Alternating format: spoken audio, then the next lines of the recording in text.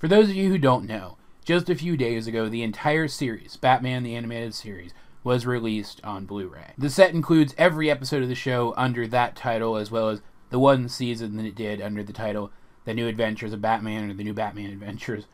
One or the other, I don't really remember. Along with, if I'm not mistaken, all of the Batman the Animated Series movies, as well as like a whole bunch of special features and commentary and stuff. And if you guys don't plan to pick it up, you should probably reconsider. Especially if you're someone who's never experienced this milestone in animated television for yourself. Batman the Animated Series was not only one of the first series to take animation completely seriously, laying the groundwork for things like Steven Universe and Star vs. the Forces of Evil, which tackle mature subject matter in a kid-accessible kind of way. Not to mention something like Gravity Falls, which deals with mystery elements and horror elements in a world that's still relatable to kids. It also brought a darker, more serious Batman back into the spotlight after Adam West's old show turned him goofy, sullying the pop culture image of the character for a lot of true fans. Started its own TV universe, the DC Animated Universe,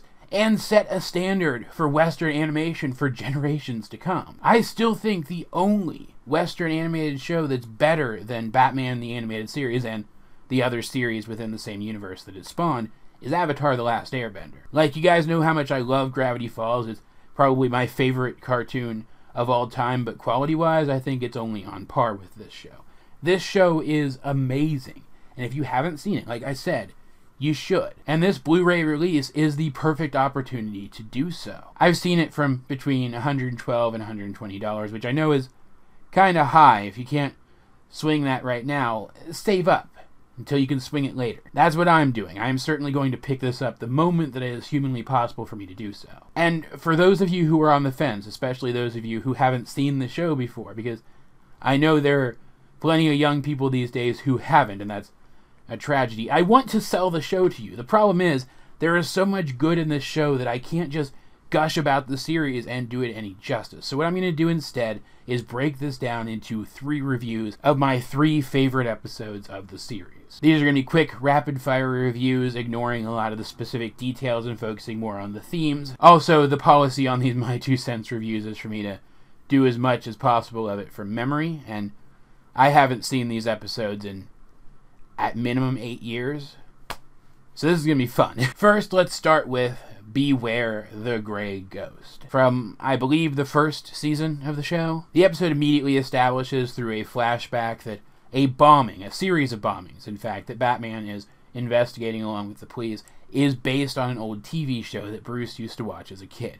The Grey Ghost. The Grey Ghost being an old black and white noir-style mystery superhero show. The character of the Grey Ghost being voiced by none other than Adam West, of that old 1960s Batman TV show fame. Bruce, of course, recognizes the connection, but he was a kid when he watched the show, and it doesn't exist in syndication. The studio that created it burned down along with all the photo negatives. We even get to see later in another flashback that he tended to fall asleep before the ending of each episode and get taken off to his room by his father. So he needs to find someone with a greater connection to the series, or find copies of the episodes themselves so he can investigate these bombings in further detail. He doesn't seem to give this lead to the police, which I find silly because they could have used their manpower to investigate all of the old cast members on the show very, very quickly, but whatever. This is Batman, and this is a very intimate Batman story at the end of the day, and it needed to be to work. Once he learns about the loss of the photo negatives, he seeks out the lead actor, a man named Simon Trent, who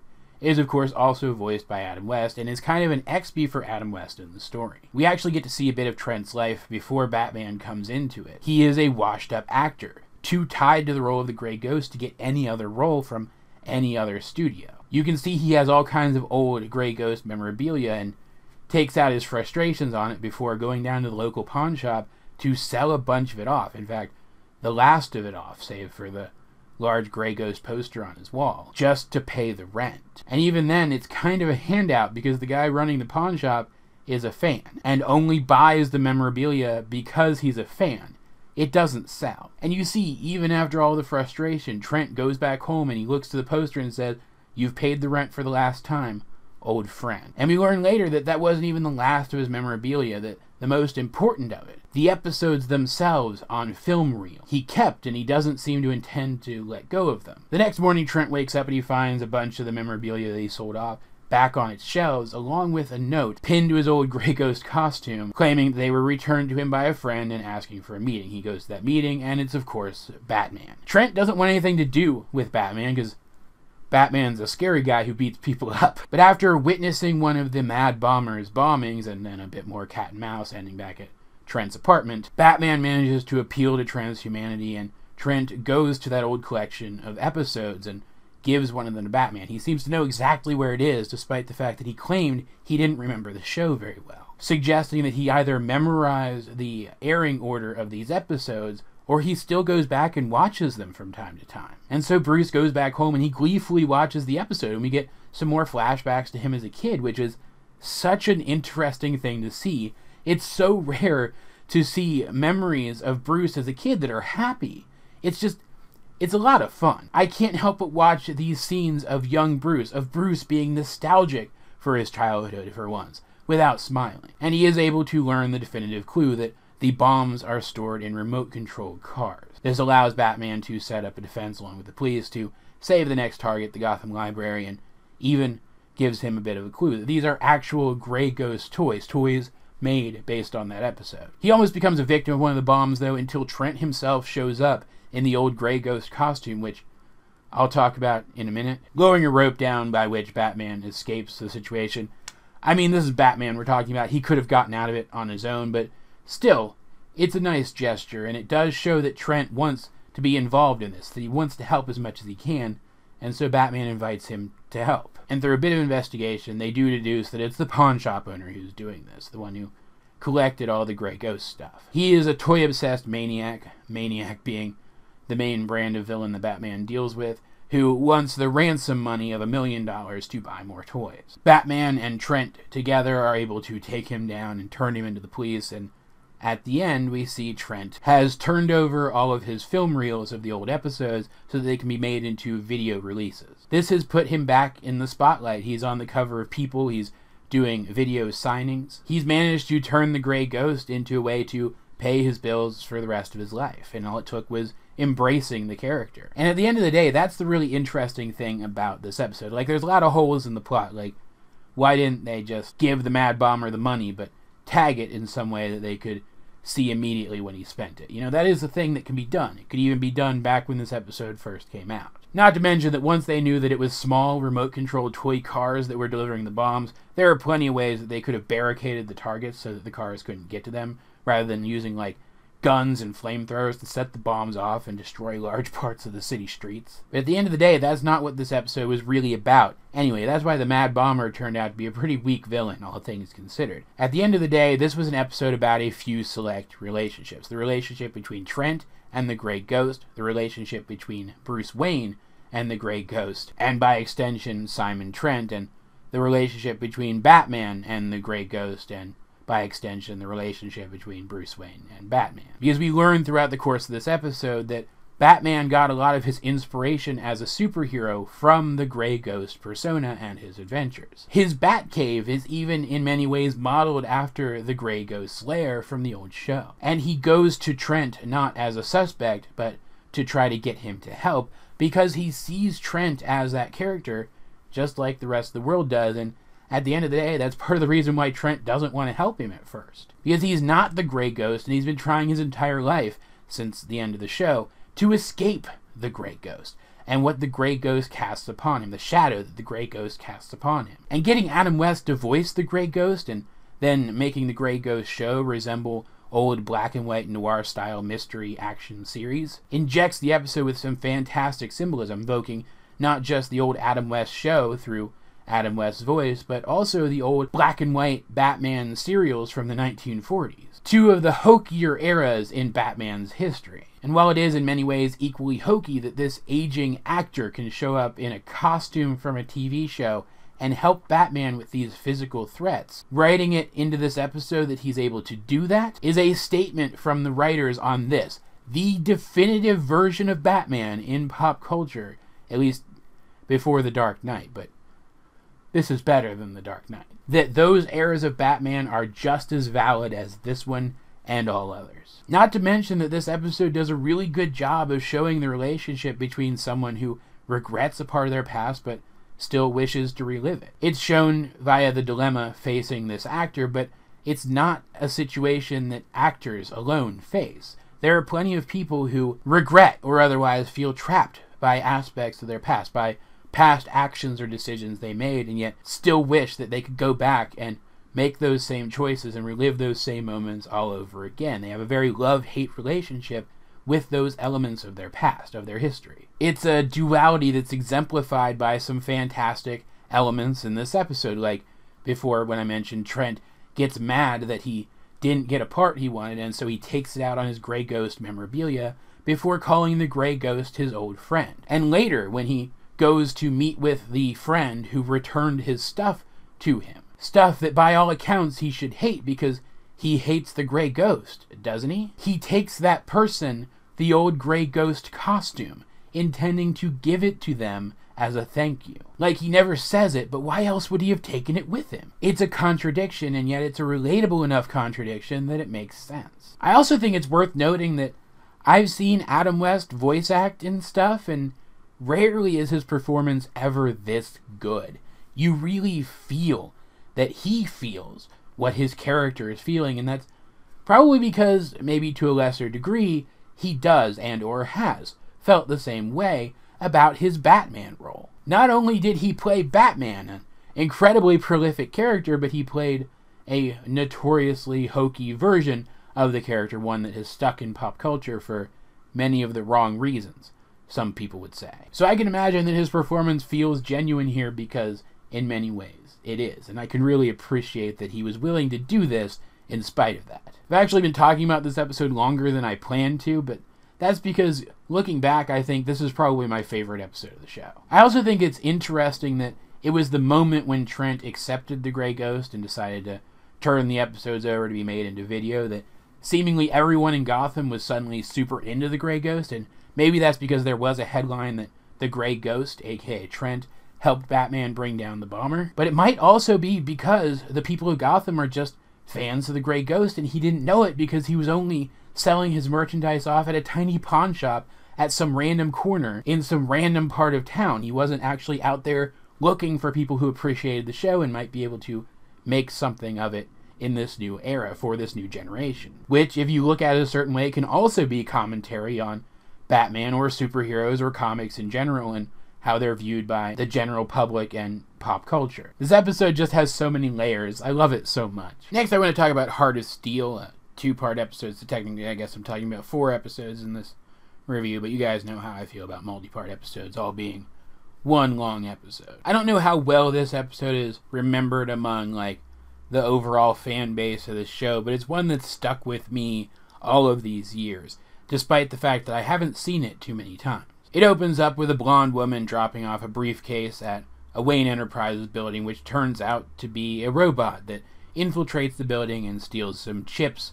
from a vault on one of the upper floors, and the chips are eventually revealed to contain wetware for new AI technology. But Bruce Wayne happens to be there, and of course Bruce Wayne is Batman, so he interrupts the heist before the software can be downloaded that's necessary to use those chips. Therefore, the heist must continue at a later date, and they have some time to investigate this and figure out what's going on. And because this happened at a Wayne Enterprises facility, we get a rare example of both Bruce Wayne and Batman working independently of each other with the police to solve this thing. Like, there are plenty of examples in the show of Kevin Conroy, who plays Bruce Wayne, aka Batman, varying his voice as he goes from persona to persona, but this is the rare example of an episode where we get to hear Bruce Wayne's voice turn into Batman's voice mid-sentence a couple times and vice versa. They wonder if whoever stole the chips plans to just sell them, but the only person around who they could sell them to is an old acquaintance of Bruce, a guy named Carl Rossum. He's an AI and robotics nerd who has gone big business recently, and so Bruce goes to talk to him and see if he has anything to do with this. It's revealed that he has developed an AI, a giant, towering computer monstrosity named Hardak,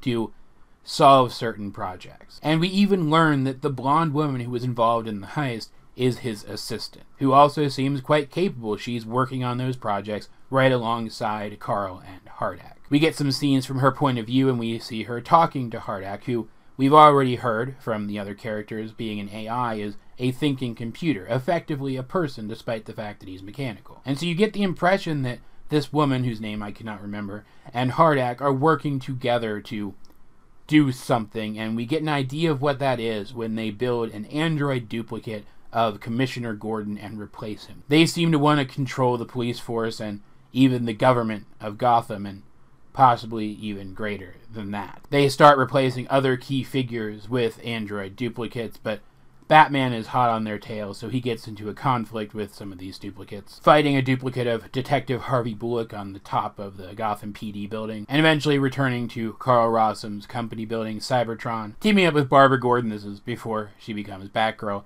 who has realized on her own that this thing that replaced her father isn't her father. They discover that Carl Rossum at this point has been replaced by one of these duplicates as well, and they learn Hardak's plan that was actually Carl's plan originally. His daughter was killed years ago in a vehicle accident, so he had a plan to replace the most dangerous humans with robotic humans who, while effectively being the same people, wouldn't make those same errors in judgment. But that Hardak realized that all humans are capable of human error, and therefore all humans have to be replaced. So he's been replacing the most important humans, the ones that give him the most leverage to do that, so that he can work from the top down and replace everybody with what are essentially extensions of himself. And you never get the sense that Hardak's lying, that he doesn't want what's best for humanity, that these things, while being robotic, still have, in essence, something of the people that they're replacing in them. We never really see that essence of humanity in these things throughout the course of these two episodes, except in the Carl replacement and the assistant, who is also an android. But these two episodes do get a sequel later on where we do see that in one of the duplicates, and it kind of paints this entire thing in a different light. Maybe makes you think that Hardak was a little more genuine than he said he was. But of course, what he's doing is still wrong. Thankfully, he didn't kill any of the people that he duplicated, so they're able to get them back and defeat Hardak, destroying him. Looking back on this episode, I'm sure the only reason that it's a two-parter is just because it had a very intricate plot that involved both Bruce Wayne and Batman having to do things, and the long drawn-out heist at the beginning ate up a lot of time. This is actually the only one of these episodes that I went back and rewatched in preparation for this video, and honestly, it's not as great an episode as I remember it. There are certainly great things about it. Like, the music in this show is fantastic anyway, but the music in this episode is great. There are some scenes that are supposed to be really tense, but the imagery isn't super tense, so the music has to carry that. I already mentioned before, it really shows off how great Kevin Conroy's performance as Bruce Wayne / Batman is in the show. And there's some really great creepy imagery with, like, for example, when they defeat the Bullock robot, or at least they think they've defeated the Bullock robot, and then a robotic skeleton bursts free of what appears to be Harvey Bullock's corpse. Or seeing the robots as they're fighting earnestly against Batman later in the episode, contorting their bodies in ways that the human body shouldn't contort. They're creepy, but they're not as creepy as I remember them. I remember this episode as being, like, super creepy, and it's not. But it did create a mood that stuck in my child mind until this day. Like, even having just rewatched this episode, there's an entirely separate version of this episode that exists within my subconscious. It's still there. It's still lingering. And, you know, even if that impression of the episode isn't quite accurate, I wouldn't trade it for anything. It was still a part of my childhood, and I appreciate it for that. And that's not to say that this episode isn't freaky at all. It certainly is, and I'm sure that helps set the stage for other shows which use creepy horror imagery, like Gravity Falls. Not to mention that Hardak was, temporarily at least, able to hack into the Batcave computers and take over the Batcave and use it against Batman, which in and of itself is pretty scary. I also really like how this episode sets up Barbara Gordon as a really capable person. She does a lot of investigating and infiltrating on her own in this episode, foreshadowing the fact that she will eventually become Batgirl and be entirely independently capable in that role. It's really nice forward thinking and really good writing. Finally, I want to talk about an episode which comes after the rebranding of the series that I mentioned at the top of the video. The episode is titled Over the Edge, and it starts immediately with an action chase scene. Batman and the second Robin, Tim Drake, are running from the Gotham police. They are eventually aided by Dick Grayson, the first Robin, now Nightwing, and manage to escape for a while, and through a series of flashbacks, we learn why this is happening. That a conspicuously absent member of their team, Batgirl, was the instigating factor in all of this. That while Batman, and Robin were going after the Scarecrow and some of his thugs, she was thrown off the top of a building, landing in the street below, and dying in her father, Commissioner Gordon's arms. He realized who she was, went through her things, learned who Batman and Robin were as well, and is now out for revenge on them because he blames them, Batman in particular, for what happened to his daughter. Throughout the course of the episode, we see Gordon sink to lower and lower lows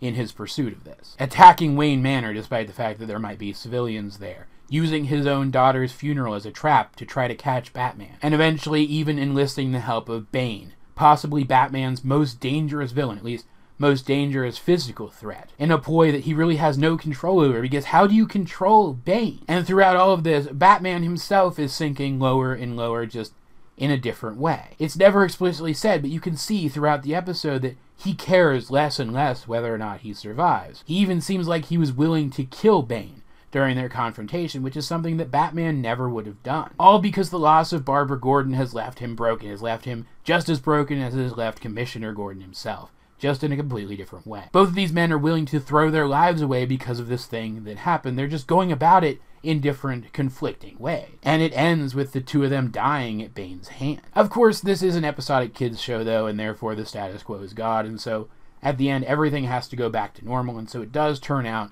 this was a dream all along. And I know and understand why some people hate this trope, but this is an episode where that trope is used right. It's an example of that trope done right. This was a dream in the mind of Barbara Gordon, in the mind of Batgirl, and Barbara Gordon is a smart enough person who knows enough about all of the people involved in this scenario that we can figure that this is probably what would happen in this exact scenario. So it's not as if we aren't learning anything about the characters here. There's also some interesting stuff stuck in there. Like there's a scene where Batman's rogues are trying to use the fact that Batman is now public enemy #1 to discredit all of the things that he has said about them and all of the times he's captured them for the police, to turn it around and make it seem like Batman is the one at fault and that they have no culpability in anything that they did. The action set pieces in this episode were a lot of fun to watch, of course, and as per usual, the music in the episode was fantastic. It was super unsettling in a fun way, and the episode does end on a bit of a denouement, which takes place after the dream is over, where Barbara goes and sits down with her dad, intending to have dinner with him and then tell him that she's Batgirl, getting a leg up on this and preventing this situation from ever playing out in reality. And we learn that there is one detail which Barbara never considered, that her dad might just be a really damn good detective and he might already know. He doesn't tell her in so many words that he knows, but he knows. And he supports her choice to do this. It was just a nice, charming little family moment at the end of an otherwise dark and unsettling episode, and I really appreciate it for that. I honestly don't know what else to say at this point. If I haven't sold you on the show yet, I'm probably not going to. But once again, one last time, I will implore you to watch this show if you haven't. It is a true milestone in animation, and if you haven't watched it, you are doing yourself a major disservice. I haven't even gotten into the fact that the Joker in this show, the version of the Joker in this show, is still the definitive version of the character, at least in my opinion, and this is the show which originated Harley Quinn as a character. You know, that super popular character that's in everything now? Yeah, she came from this show. This is where she originated from. She started here and then migrated to the comics because she was such a good character. I mean, look at her and her relationship with the Joker and how she, through their relationship, has defined the Joker's characterization for a generation of fans. She came from this show. What else do you need? What other incentive do you need to watch it? It's perfect. It's the closest thing to perfect you're ever going to get in a Batman TV show.